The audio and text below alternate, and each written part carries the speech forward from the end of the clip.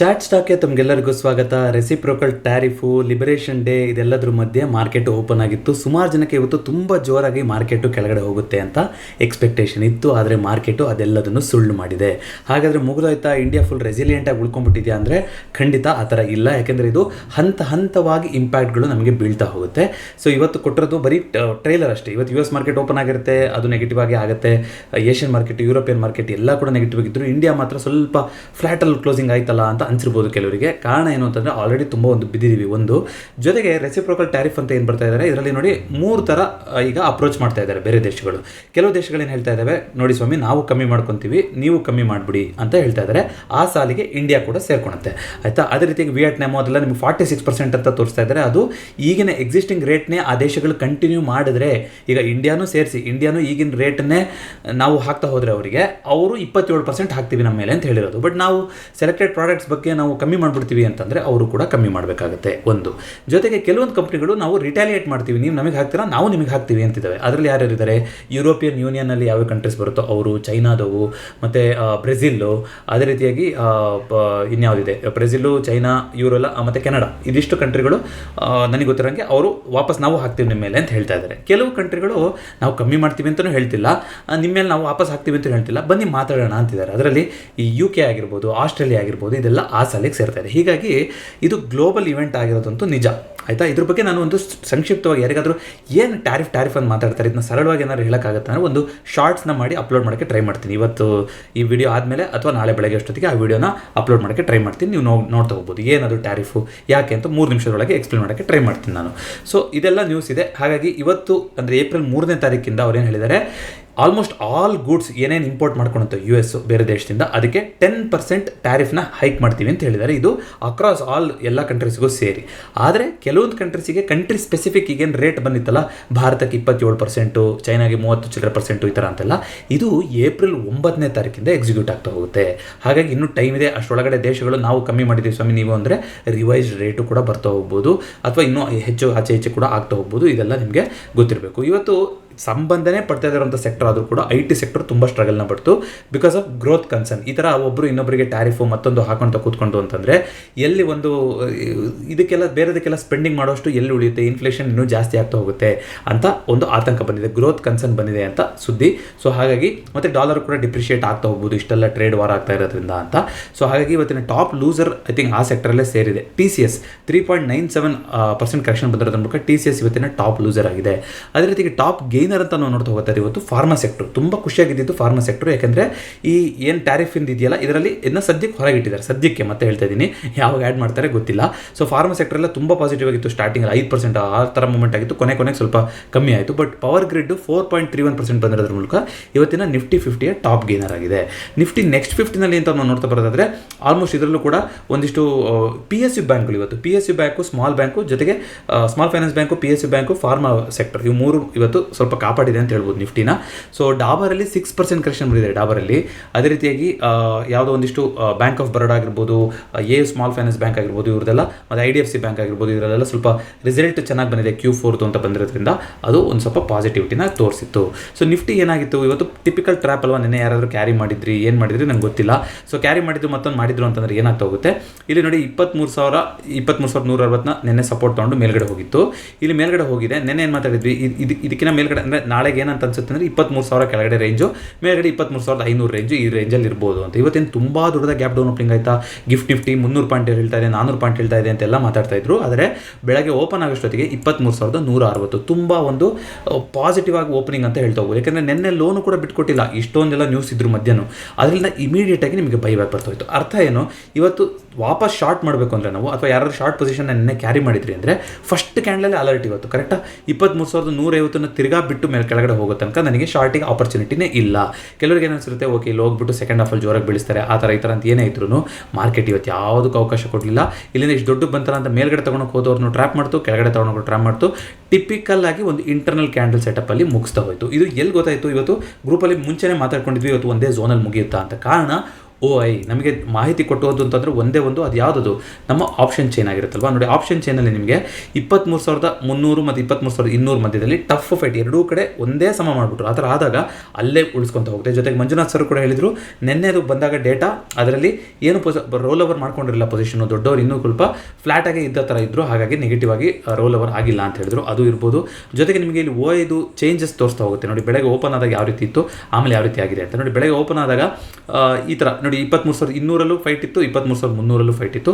ಕ್ರಮೇಣ ನೀವು ಹೋಗ್ತಾ ಹೋಗ್ತಾ ನೀವು ನೋಡ್ತಾ ಬರೋದಾದ್ರೆ 23,300 ಜಾಸ್ತಿ ಮಾಡ್ಕೊಂಡ್ರು, 200 ಜಾಸ್ತಿ ಮಾಡಿದ್ರು. ಈ ಥರ ಎರಡು ಕಡೆ ಒಳ್ಳೆ ಫೈಟ್ ಬರ್ತಾ ಹೋಗ್ತಲ್ಲ, ಎರಡೂ ಕಡೆ ಒಂದೇ ಝೋನು. ಇದು ಸುಮಾರು ಸಲ ಹೇಳಿದ್ದೀವಿ ಎಕ್ಸ್ಪೈರಿ ದಿನ, ಆಗ ಅಲ್ಲೇ ಸ್ಕ್ವೀಸ್ ಮಾಡಿಸ್ಬಿಡ್ತಾರೆ, ಫುಲ್ ಹಪ್ಪಳ ಮಾಡಿಸ್ಬಿಡ್ತಾರೆ ಅಲ್ಲಿ.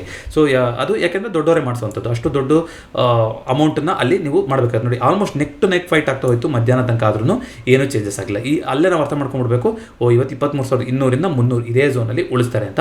ನೋಡಿ ಮಧ್ಯಾಹ್ನ 12 ಗಂಟೆ ಅಷ್ಟೊತ್ತಿಗೆ ಏನು ಮಾಡಿದ್ರು, 23,200ರಿಂದ 23,250ಕ್ಕೆ ಶಿಫ್ಟ್ ಆದರು. ಅಂದರೆ ಇನ್ನೂ ಹತ್ತಿರಕ್ಕೆ 23,250ರಿಂದ 23,300 ಮ್ಯಾಕ್ಸ್ ಪೈನ್ ಅನ್ನೋದು ಅಲ್ಲಿ ಫುಲ್ ಹಿಂಡ್ ಹಾಕ್ಬಿಟ್ಟಿರ್ತಾರೆ ಇವತ್ತು ಆಪ್ಷನ್ ಬೈಯರ್ಸ್ನ ಅಲ್ವಾ. ಸೊ ಆ ರೇಂಜಲ್ಲಿ ಬಂದು ಕ್ಲೋಸಿಂಗ್ ಮಾಡ್ಕೊಂಡು ಕೊನೆಗೆ ಅದೇ ರೇಂಜ್ 23,250 ಎಕ್ಸಾಕ್ಟಾಗಿ ಕ್ಲೋಸಿಂಗ್ ಆಗೋಯಿತು. ಈ ರೀತಿಯಾಗಿ ಇವತ್ತಿನ ಎಕ್ಸ್ಪೈರಿ ಮುಗಿದಿದೆ.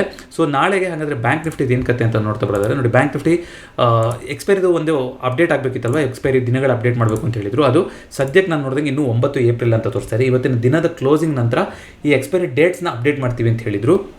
ಮುಂದಿನ ವಾರ ಒಂದು ರಜೆ ಇದೆ, 10ನೇ ತಾರೀಕು ಮಹಾವೀರ ಜಯಂತಿ ರಜೆ ಇದೆ, ಹಾಗಾಗಿ ಎಕ್ಸ್ಪೈರಿ 9 ಏಪ್ರಿಲ್ ಅಂತ ತೋರಿಸ್ತಾ ಇದೆ. But as per NSE regular ಸೋಮವಾರನೇ ಸೋಮವಾರನೇ ಎಕ್ಸ್ಪೈರಿಗಳಾಗಬೇಕು ಅಂತಂದರೆ ಏಪ್ರಿಲ್ 7ನೇ ತಾರೀಕಿನೇ ಎಕ್ಸ್ಪೈರಿ ಆಗ್ತಾ ಹೋಗಬೇಕು. ನೋಡೋಣ ಅದು ಅಪ್ಡೇಟ್ ಆಗುತ್ತಾ ಅನ್ನೋದು, ನಾಳೆ ಅಪ್ಡೇಟ್ ಕೊಡ್ತೀನಿ ನಿಮಗೆ. ಸೊ ಬ್ಯಾಂಕ್ ನಿಫ್ಟಿದು ಏನಾಗಿತ್ತು ಅಂತ ನೋಡಿದ್ರೆ, ಬ್ಯಾಂಕ್ ನಿಫ್ಟಿ ಇವತ್ತು ಪಾಸಿಟಿವ್ ಎಲ್ಲಿದೆ, ಬ್ಯಾಂಕ್ ನಿಫ್ಟಿ ಆಲ್ಮೋಸ್ಟ್ ನೆನ್ನೆಗಿಂತ ಮೇಲ್ಗಡೆ ಹೋಗಿ ಕ್ಲೋಸಿಂಗ್ ಆಗಿದೆ. ಯಾವತ್ತೂ ಹೇಳ್ತಾ ಇದ್ದೀವಿ ಬ್ಯಾಂಕ್ ನಿಫ್ಟಿ ತುಂಬ ಪಾಸಿಟಿವ್ ಆಗಿದೆ, ಬ್ಯಾಂಕ್ ನಿಫ್ಟಿನ ದಿಕ್ಕನ್ನು ಚೇಂಜ್ ಮಾಡ್ಬೋದು ಅಂತ. ಇಲ್ಲಿ ನೋಡಿ, ಇಲ್ಲಿ ಒಂದು ಟಿಪಿಕಲ್ ಒಂದೊಂದು ಫ್ಲಾಗ್ ಆ್ಯಂಡ್ ಪೋಲ್ ಪ್ಯಾಟರ್ನ್ ಮಾಡೋ ಥರ ಆಗ್ತಾ ಇದೆ. ಅಂದರೆ ಇದನ್ನ ಇಲ್ಲೇ ಬಿಟ್ಟು ಹೋಗುತ್ತೆ ಅಂತ ಹೇಳ್ತಾ ಇಲ್ಲ, ಇಲ್ಲಿ ಇನ್ನೂ ಎಷ್ಟು ಸ್ವಲ್ಪ ದಿನ ಉಳ್ಕೊಂಡ್ರೂ ಕೂಡ ಇನ್ನೂ ನಾವು ಬುಲ್ಲಿಶ್ ಆಗಿರಬೇಕು. ಬಿಕಾಸ್ ಇಲ್ಲಿ ಬಂದಿದ್ದಂಥ ರಿಕವರಿ ಡಬ್ಲ್ಯೂ ಪ್ಯಾಟರ್ನ್ ಮತ್ತೊಂದು ಅಂತ ಹೇಳೋದಕ್ಕಿಂತ ಜೋರಾಗಿ ಬಂದಿದೆ ರಿಕವರಿ. ಹಾಗಾಗಿ ಈ ಝೋನ್ನ ಒಂದ್ಸಲ ಅಟೆಂಪ್ಟ್ ಮಾಡಿ 53,000 ಏನಾಗುತ್ತೆ ಅಂತ ನೋಡ್ತಾ ಹೋಗೋಣ. ಸೊ ಇರೋ ಎಲ್ಲ ಇಂಡೆಕ್ಸ್ಗಿಂತ ಇವಾಗ ಬ್ಯಾಂಕ್ ನಿಫ್ಟಿ ಸ್ಟ್ರಾಂಗ್ ಆಗಿದೆ. ಹಾಗಾಗಿ ಬ್ಯಾಂಕ್ ನಿಫ್ಟಿ ಯಾವ ಕಡೆ ಹೋಗುತ್ತೋ ಆ ಕಡೆಗೆ ನಾವು ಹೋಗ್ತಾ ಇರಬೇಕು. ಇಂಡಿಯಾ ವಿಕ್ಸ್ ಏನಾದರೂ ಚೇಂಜಸ್ ಆಗಿದೆಯಾ? Almost flat. ನೆನ್ನೆನೂ ಫ್ಲಾಟ್, ಇವತ್ತು ಫ್ಲಾಟ್, ಏನೂ ಚೇಂಜಸ್ ಆಗಿಲ್ಲ. ಬಟ್ ನಾನು ಆಗಲೇ ಹೇಳ್ದಂಗೆ ಇವಾಗ ಖಂಡಿತವಾಗ್ಲೂ ಬುಲ್ಲಿಶ್ ಆಗಿರ್ತಾ ಹೋಗ್ಬೇಕಾ? ಇಲ್ಲ. ಅಂದರೆ ಫುಲ್ ಬೇರಿಶ್ ಆಗಬೇಕಾ? ಇಲ್ಲ. ಇದು ಹಂತವಾಗಿ ಪರಿಣಾಮಗಳು ಬೀಳ್ತಾ ಹೋಗುತ್ತೆ. ಮಾರ್ಕೆಟು ಇಂಡಿಯಾದಲ್ಲಿ ತುಂಬ ದೊಡ್ಡ ಕರೆಕ್ಷನ್ ಆಗಿದೆ, ಹಾಗಾಗಿ ವ್ಯಾಲ್ಯೂ ಬೈಯಿಂಗ್ ಆಗ್ತಾ ಇರ್ಬೋದು. ಆದರೆ US ಮಾರ್ಕೆಟು ಮತ್ತೊಂದೆಲ್ಲ ಬೀಳುತ್ತೆ. ಈಗ ಬಿದ್ದರೂ ಇಂಡಿಯಾ ತಡ್ಕೊಳುತ್ತೆ, ಯಾಕಂದರೆ ಆಲ್ರೆಡಿ ಅಂತ ಒಂದು ಫಾಲ್ನ ನಾವು ನೋಡಿದ್ದೀವಿ. ಒಂದು 7-8% ಫಾಲ್ ಆದರೂ ಕೂಡ ಏನೂ ತೊಂದರೆ ಇಲ್ಲ US ಅಲ್ಲಿ. ಆದರೆ ಅದಕ್ಕಿಂತ ಜಾಸ್ತಿ ಫಾಲ್ ಆಯಿತು ಅಂತಂದರೆ ನಾವು ಕೂಡ ಸೇರಿಸ್ಕೊಂಡು ಕೆಳಗಡೆ ಹೋಗಲೇಬೇಕಂತ ಹೋಗುತ್ತೆ. ಸೊ US ಮಾರ್ಕೆಟ್ ಮೇಲೆ ಈಗ ಡಿಪೆಂಡ್ ಆಗಿದೆ ಇಡೀ ವರ್ಲ್ಡ್. ಸೊ US ಮಾರ್ಕೆಟಿಂದು ನೀವು ನೋಡ್ಕೊಂಬರೋದಾದರೆ ಇವತ್ತು ಆಲ್ಮೋಸ್ಟ್ ನೋಡಿ 3.5% 4% ರಕ್ತಪಾತ ಆಗ್ತಾ ಇದೆ US ಮಾರ್ಕೆಟಲ್ಲಿ ಅಲ್ವಾ. ಸೊ ನಾಳೆ ನಮ್ಗೆ ಏನಾಗುತ್ತೆ, ಹಾಗಾದರೆ ಏನಾದ್ರು ಇಂಪ್ಯಾಕ್ಟ್ ಇದೆಯಾ ಅಂತ ನೋಡಿದ್ರೆ, ಗಿಫ್ಟ್ ನಿಫ್ಟಿ ನೋಡಿ ಫ್ಲಾಟ್ ಆಲ್ಮೋಸ್ಟ್ 23,246 ತೋರಿಸ್ತಾ ಇದೆ, ವಿಚ್ ಇಸ್ ಸೇಮ್ ಇವತ್ತು ಎಲ್ಲಿ ಕ್ಲೋಸಿಂಗ್ ಆಗಿದೆಯೋ ಅಲ್ಲಿ. ಹಾಗಾಗಿ ಆತಂಕ ಬೇಡ, US ಬಿತ್ತು ನಾವು ಬಿಲ್ಬೋಣ ಅನ್ನೋದು ಬೇಡ. ವಿಕ್ಸನ್ ನೋಡಿ, ಬ್ಯಾಂಕ್ ನಿಫ್ಟಿ ನೋಡಿ, ಅವ್ರು ಏನು ಹೇಳ್ತಾ ಇದ್ದಾರೋ ಅದನ್ನ ರೀತಿಯಾಗಿ ನಾವು ಮಾಡ್ತಾ ಹೋಗ್ಬೋದು. ಅದೇ ರೀತಿಯಾಗಿ ಗೋಲ್ಡು ಆಲ್ ಟೈಮ್ ಹೈಯಲ್ಲಿ ದೊಡ್ಡದಾಗಿ ವಾಲಟಿಲಿಟಿ ನಡೀತಾ ಇದೆ ಇವಾಗ ಗೋಲ್ಡಲ್ಲಿ. ಇವತ್ತು ನೋಡಿ 91,000ದಿಂದ ಆಲ್ಮೋಸ್ಟ್ 89,000 88,000 ತನಕ ಆಲ್ಮೋಸ್ಟ್ ಒಂದು 2,000 ಪಾಯಿಂಟು ಫಾಲ್ ಆಗಿ ಇಮಿಡಿಯೇಟ್ ಆಗಿ ರಿಕವರಿ ಕೂಡ ಆಯಿತು. ಸೊ ಇದೇ ರೀತಿಯಾಗಿ ವಾಲಟೈಲ್ ಆಗಿರ್ತಾ ಹೋಗುತ್ತೆ 9ನೇ ತಾರೀಕು ತನಕ. ಹಾಗಾಗಿ ಎಲ್ಲ ಇನ್ಸ್ಟ್ರೂಮೆಂಟ್ಗಳು ಸ್ವಲ್ಪ ವಾಲಟೈಲ್ ಆಗಿರುತ್ತೆ, ಸ್ವಲ್ಪ ಹುಷಾರಾಗಿ ನೀವು ಟ್ರೇಡ್ ಮಾಡ್ತಾ ಹೋಗಬೇಕು. ಇಂಟರ್ನ್ಯಾಷನಲ್ ಗೋಲ್ಡಲ್ಲೂ ನೋಡಿ ಅದೇ ರೀತಿ ಚೇಂಜಸ್ ಆಗ್ತಾ ಇದೆ. USD INR ನೋಡೋದಾದ್ರೆ ನೋಡಿ ಕೆಳಗಡೆ ಬರ್ತಾ ಇದೆ. ಇದು very very positive sign bank ನಿಫ್ಟಿಗೆ. USD ಅಂದರೆ ರುಪಿ ಸ್ಟ್ರಾಂಗ್ ಆಗ್ತಾ ಇರೋದು, ಡಾಲರ್ ವೀಕ್ ಆಗ್ತಾ ಇರೋದು ವೆರಿ ಪಾಸಿಟಿವ್ ಸ್ಟ್ರೈನು. ಹಾಗಾಗಿ ಇದನ್ನ ಅದೇ ರೀತಿಯಾಗಿ ಹೋಗಲಿ ಅಂತ ಅನ್ಕೋಣ. ಇದು ಕೆಳಗಡೆ ಬಂದಷ್ಟು ಬ್ಯಾಂಕ್ ನಿಫ್ಟಿಗೆ ಒಳ್ಳೆಯದು, IT ಸೆಕ್ಟರ್ಗೆ ಕೆಟ್ಟದು. ಅದೇ ರೀತಿಯಾಗಿ ಡಾಲರ್ ಇಂಡೆಕ್ಸು ನೋಡಿ 102ಕ್ಕಿಂತ ಕೆಳಗಡೆ ಬರಬೇಕು ಮಾತಾಡ್ತಾ ಇದ್ವಿ, 101ಕ್ಕೆ ಬಂದಿದೆ ಸ್ವಾಮಿ. 101ಕ್ಕೆ ಈಗ FIIಗಳು ಎಮರ್ಜಿಂಗ್ ಮಾರ್ಕೆಟ್ ಕಡೆ ಮುಖ ಮಾಡುವಂಥ ಸಮಯ. ಯಾರಾದರೂ US ಬೇಸ್ಡ್ ಫಂಡ್ಸ್ ಬಲ್ಲಿ SIP ಮಾಡಿದರೆ, ಮತ್ತೊಂದು ಮಾಡಿದರೆ ನೋಡಿ ಯೋಚನೆ ಮಾಡಿ ಏನು ಮಾಡ್ತೀರಾ ಅಂತ. ಯಾಕೆಂದರೆ US ಮಾರ್ಕೆಟು ಒಂದು ಕರೆಕ್ಷನ್ಗೆ ರೆಡಿ ಆಗೋ ಥರ ಅನ್ನಿಸ್ತಾ ಇದೆ ನನಗೆ. ಸೊ ಎಮರ್ಜಿಂಗ್ ಮಾರ್ಕೆಟ್ ಕಡೆಗೆ ದುಡ್ಡು ಮತ್ತೆ ಹರಿದು ಬರ್ಬೋದು, including China and India. So ತುಂಬ ನೆಗೆಟಿವ್ ಆಗಿ ಹೋಗುವಂಥ ಅವಶ್ಯಕತೆ ಇಲ್ಲ. ಕೈ ಮೀರಿ ಸಿಚುವೇಶನ್ ಬಂತು ಅಂತಂದರೆ ಅವಾಗ ನೋಡೋಣ ಅಂತೆ. ಸದ್ಯಕ್ಕಂತೂ ಇಲ್ಲ. ಏನಾದ್ರು FI ಡೇಟಾ ಬಂದಿದ್ದರೆ ಅದನ್ನು ಬೇಕಾದ್ರೆ ಮಾತಾಡ್ಕೊಂಡು ಬರ್ಬೋದಾಯಿತು. ನೋಡೋಣ FI ಡೇಟಾ ಬಂದಿದೆಯಾ ಅಂತ. ಕ್ಯಾಶ್ ಮಾರ್ಕೆಟಲ್ಲಿ FII ಡೇಟಾ ನಿನ್ನೆ ನೆಗೆಟಿವ್ ಆಗಿ ಇದ್ದರು. 2 ಏಪ್ರಿಲು 3rd ಏಪ್ರಿಲ್ದು ಬಂದಿದೆ. ಇವತ್ತು ಕೂಡ ಸೆಲ್ಲಿಂಗೇ ಮಾಡಿದ್ದಾರೆ FIಗಳು. ಆದರೆ FIಗಳು ಚೇಂಜ್ ಆಗುವಂಥ ಸಾಧ್ಯತೆ, ಈ ಥರ ಒಂದು ದೊಡ್ಡ ಬೈಯಿಂಗ್ಗಳೇನು ಲಾಸ್ಟ್ ಮಂತ್ ಇಯರ್ ಎಂಡಲ್ಲಿ ಒಂದು ಸ್ವಲ್ಪ ಸಿಕ್ತಲ್ಲ ಮಾರ್ಚಲ್ಲಿ, ಆ ಥರ ಬೈಯಿಂಗ್ಗಳು ಮತ್ತೆ ಆಗುವಂಥ ಸಾಧ್ಯತೆ ಇದೆ. ಬಿಕಾಸ್ ಡಾಲರು ವೀಕ್ ಆಗ್ತಾ ಇದೆ ಬೇರೆ ಕರೆನ್ಸಿ ಮೇಲೆ. ಸೊ ಎಮರ್ಜಿಂಗ್ ಮಾರ್ಕೆಟಿಗೆ ದುಡ್ಡು ವಾಪಸ್ಸು ಹರಿದು ಹೋಗ್ಬೋದು ಅಂತ ಅನ್ನಿಸ್ತಾ ಇದೆ. ಅದೇ ರೀತಿಯಾಗಿ ಸಿಲ್ವರು ದೊಡ್ಡ ಫಾಲ್ ಆಗಿದೆ ಇವತ್ತು. ಸಿಲ್ವರು ಗೋಲ್ಡ್ ಬಿದ್ದಿಲ್ಲ ಅಂದರೂ ನೋಡಿ, ಸಿಲ್ವರು 95,000 ನೋಡಿ, ಒಂದು ಮಾತಾಡ್ತಾ ಇದ್ದೀವಿ ನೆನಪಿದೆ, 94-95,000 ಈ ಝೋನ್ ಟೆಸ್ಟ್ ಆಗಬೇಕು ಅಂತ ಒಂದು ದೊಡ್ಡದಾದಂಥ ಫಾಲ್ ಆಗಿದೆ ಸಿಲ್ವರಲ್ಲಿ. ಯಾವ ಕಾರಣಕ್ಕೆ ಅಂತ ಗೊತ್ತಿಲ್ಲ, ಗೋಲ್ಡಲ್ಲಿ ಆಗಿಲ್ಲ, ಅದು ಕೂಡ ಸಿಲ್ವರಲ್ಲಿ ಫಾಲ್ ಆಗಿದೆ. ಕ್ರೂಡಲ್ಲಿ ಕೂಡ ಒಂದು ದೊಡ್ಡ ಫಾಲ್. ಇದೆಲ್ಲ ಈಗ ಆಗಿರೋದು, US ಮಾರ್ಕೆಟ್ ಓಪನ್ ಆಯ್ತಲ್ಲ ಈಗ. ಕ್ರೂಡ್ ನೋಡಿ 5,600ಕ್ಕೆ ಬಂದ್ಬಿಡ್ತು, ದೊಡ್ಡದಾಗಿ ಫಾಲ್ ಆಗಿದೆ ಕ್ರೂಡಲ್ಲಿ. ಸೊ ಇದು ಕೂಡ ನೋಡಬೇಕು ಏನಾಗುತ್ತೆ ಏನು ಕತೆ ಅಂತ ಹೇಳ್ಬಿಟ್ಟು. ಬಟ್ ಕ್ರೂಡು ಇವಾಗ ಗಿಂಕ್ಷನ್ ಮತ್ತೊಂದು ಹಾಕಿದ್ರೆ ಕ್ರೂಡ್ ಹೈಕ್ ಆಗಬೇಕು. ನೋಡೋಣ, ಇದ್ರ ಬಗ್ಗೆ ಅನಾಲಿಸಿಸ್ ಮಾಡಿಬಿಟ್ಟು ಹೇಳ್ತೀನಿ ಕ್ರೂಡು ಯಾಕೆ ಇಷ್ಟು ಜೋರಾಗಿ ಬೀಳ್ತಾ ಇದೆ ಅಂತ. ನ್ಯಾಚುರಲ್ ಗ್ಯಾಸ್ ಏನಾಗಿದೆ, ನ್ಯಾಚುರಲ್ ಗ್ಯಾಸು ಪಾಸಿಟಿವ್ ಆಗಿದೆ, ಉಳಿಸ್ಕೊಂಡಿದೆ. ಕ್ರೂಡು ಸ್ವಲ್ಪ ಅದು ಇನ್ವರ್ಸ್ಲಿ ಆಗಿ ನಡೀತಾ ಹೋಗುತ್ತೆ. ಕಾಪರ್ ನೋಡ್ಕೊಂಬರೋಣ. ಕಾಪರ್ ನೋಡಿ 270-280 ಈ ಝೋನ್ ಅಂತ ಮಾತಾಡಿದ್ವಿ. ಇಲ್ಲಿ ಟಿಪಿಕಲ್ ಬಸ್ ಸ್ಟ್ಯಾಂಡ್ ಆಗಿರುವಂಥ ಝೋನು ಮಾಡಿದೆ. ನನಗನ್ಸ್ದಂಗೆ ಎಲ್ಲ ಕಂಡೀಷನ್ನು ಸ್ಯಾಟಿಸ್ಫೈ ಮಾಡ್ತಾ ಇದೆ ಕಾಪರು. ಆದರೆ ಕಾಪರು ರೆಸಿಪ್ರೋಕಲ್ ಟ್ಯಾಕ್ಸಿಂದ ಅಂತ ಒಂದು ಪಾಸಿಟಿವ್ ಆಗಿ ಇದ್ದಂಗೆ ಕಾಣಿಸ್ತಾ ಇಲ್ಲ. ಬಟ್ ಇದು ಒಂದು typical cup and handle pattern ಆಗ್ತಾ ಇದೆ. ಇದರಿಂದ ಏನಾದರೂ ವಾಪಸ್ ಬ್ರೇಕ್ಔಟ್ ಅಂದರೆ ತಿರ್ಗಾ 920 ಮೇಲ್ಗಡೆ ಹೋಯಿತು ಅಂದರೆ ಅದು ಒಂದು ದೊಡ್ಡ ಮ್ಯಾಸಿವ್ ರ್ಯಾಲಿ ಆಗಿರ್ಬೋದು. ಅರ್ಜೆಂಟ್ ಮಾಡ್ಕೊಳೋದು ಬೇಡ. ಈ ಝೋನ್ ಏನು ಮಾಡುತ್ತೆ ಅಂತ ನೋಡೋಣ. 880 ಝೋನಿಗೆ ಬರ್ಬೋದು ಅಂತ ಮಾತಾಡಿದ್ವಿ, ಬಂದಿದೆ ಈಗ 880-860. ಇಲ್ಲಿ ವಾಪಸ್ ಉಲ್ಟಾ ಹೊಡೆಯೋದಾದರೆ ಇವಾಗ ಹೊಡಿಬೇಕು, ಇಲ್ಲ ಅಂದರೆ ನೋಡೋಣ ಏನಾಗ್ತಾ ಹೋಗುತ್ತೆ ಅಂತ. ಸೊ ಇದಿಷ್ಟು ಇವತ್ತಿನ ಚಾರ್ಟ್ ಸ್ಟಾಕ್ ಆಗಿತ್ತು. ಬೇಗ ಒಂದಿಷ್ಟು ನ್ಯೂಸ್ ಸೆಕ್ಷನ್ ಕವರ್ ಮಾಡಿಬಿಡ್ತೀನಿ.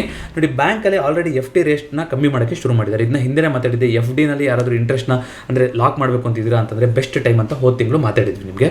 ಈಗ ನೋಡಿ, ಕ್ರಮೇಣವಾಗಿ ಇನ್ನು ರೆಪೋ ರೇಟ್ದು ಏಪ್ರಿಲ್ 7ನೇ ತಾರೀಕು ಏನೋ ಡಿಸೈಡ್ ಮಾಡ್ತಾರೆ.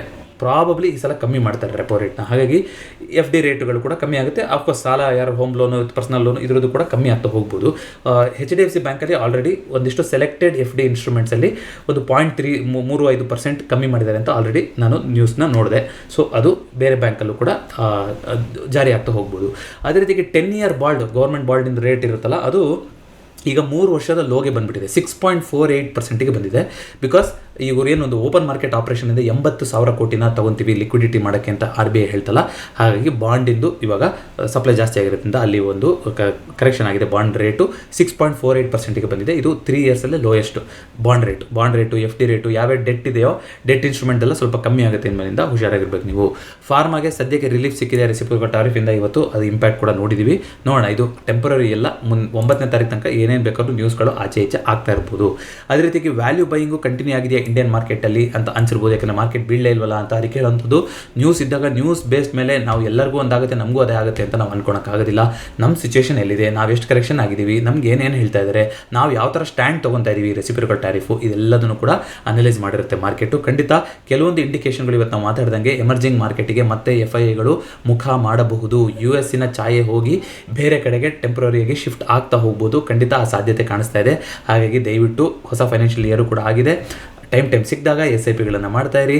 ಕರೆಕ್ಷನ್ ಆದರೆ ಮಾಡೋಕ್ಕೆ ದುಡ್ಡು ಇಟ್ಕೊಂಡಿರಬೇಕು. ಆದರೆ SIPಗಳು, ರೆಗ್ಯುಲರ್ SIPಗಳನ್ನು ದಯವಿಟ್ಟು ನಿಲ್ಸೋಕ್ಕೆ ಹೋಗಬೇಡಿ. ಇದಿಷ್ಟು ಇವತ್ತಿನ ಚಾರ್ಟ್ ಸ್ಟಾಕ್ ಆಗಿತ್ತು. ವಿಡಿಯೋ ಆಗಿರುತ್ತೆ, ದಯವಿಟ್ಟು ವಿಡಿಯೋನ ಲೈಕ್ ಮಾಡಿ ಹಾಗೂ ಚಾನಲ್ಗೆ ಸಬ್ಸ್ಕ್ರೈಬ್ ಮಾಡಿ. 2025 ನಮ್ಮ ಚಾನಲ್ ಮಿಷನ್ ಎಲ್ರಿಗೂ ಗೊತ್ತಿದೆ. ಎಮರ್ಜೆನ್ಸಿ ಫಂಡನ್ನು ಬಿಲ್ಡ್ ಮಾಡಬೇಕು. ದಯವಿಟ್ಟು ಪ್ರತಿ ತಿಂಗಳು ಎಷ್ಟು ಸಾಧ್ಯ ಆಗುತ್ತೋ ಅಷ್ಟು ಅಮೌಂಟನ್ನು ಎಮರ್ಜೆನ್ಸಿ ಫಂಡ್ ಅಂತ ಸಪರೇಟ್ ಅಕೌಂಟಲ್ಲಿ ತೆಗೆದಿಡ್ತಾ ಬನ್ನಿ.